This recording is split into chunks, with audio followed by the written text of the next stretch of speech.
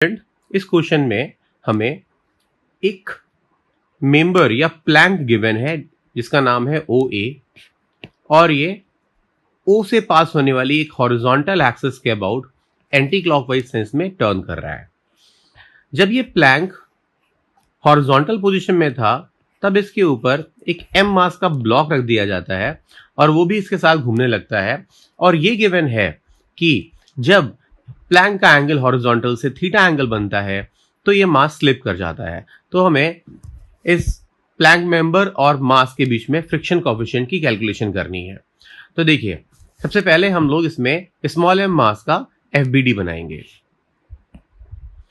तो small M पे एक वेट लगेगा जिसके हम दो कंपोनेंट कर सकते हैं, और ये कंपोनेंट्स होंगे along the plank and perpendicular to the Planck.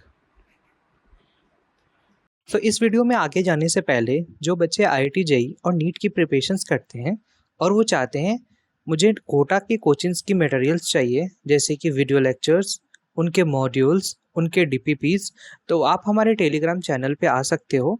वहाँ पे हम ये सब चीज़ें प्रोवाइड कराते हैं। इस मास पे एक नॉर्मल रिएक्शन भी एक्ट कर रही होगी और एक फ्रिक्शन फोर्स भी लग रहा होगा बैकवर्ड डायरेक्शन में, क्योंकि स्लिपिंग टेंडेंसी डाउनवर्ड डायरेक्शन में होगी। तो इनके नाम लिख लेते हैं। ये है mg sine theta, mg cos theta, ये फ्रिक्शन, ये नॉर्मल रिएक्शन। अब जैसे कि स्मॉल m की डिस्टेंस एक्सिस से r है तो ये r रेडियस के सर्कल में ही मूव करेगा जब तक ये स्लिप नहीं कर जाता। तो इसका जो मोशन है वो सर्कुलर होगा, और क्योंकि एंगुलर वेलोसिटी कांस्टेंट है ये यूनिफॉर्म सर्कुलर मोशन कर रहा होगा। तो ऐसे में हम लॉज ऑफ मोशन लिख सकते हैं, Newton's laws of motion. So along the plank, along the length of the plank OA, we can write mg sin theta minus friction equals to ma, and acceleration होगा centre की तरफ centripetal acceleration, जिसको हम लिख सकते हैं r omega square.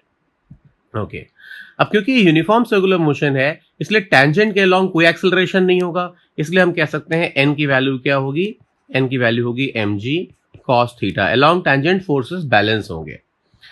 अब अगर हम थीटा को इस क्वेश्चन में 37 डिग्री एज्यूम कर लें, जैसा कि कहा है 37 डिग्री पर ये ब्लॉक स्लिप कर जाता है, तो थीटा को अगर हम 37 ले लें तो हम ये भी कह सकते हैं कि फ्रिक्शन की वैल्यू म्यू इंटू एन होगी।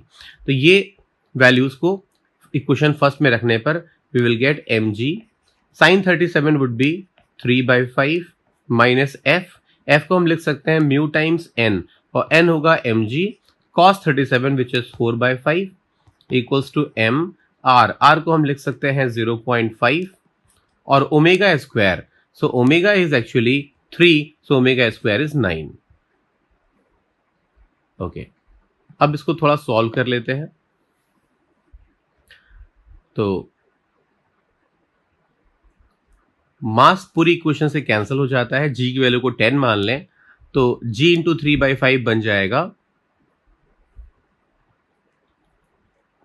6 माइनस g इंटू 4/5 बन जाएगा 8, तो यहां पे आएगा 8 म्यू इक्वल्स टू ये बन जाएगा 0.5 इंटू 9 दैट इज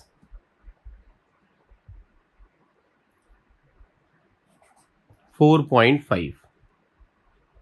तो यहां से अगर हम म्यू की वैल्यू को कैलकुलेट करें तो हम पाएंगे म्यू इक्वल्स टू आ जाएगा 6 minus 4.5 divided by 8 that is 1.5 divided by 8। इसको हम लिख सकते हैं mu equals to 3/16। So that is your answer. Thank you.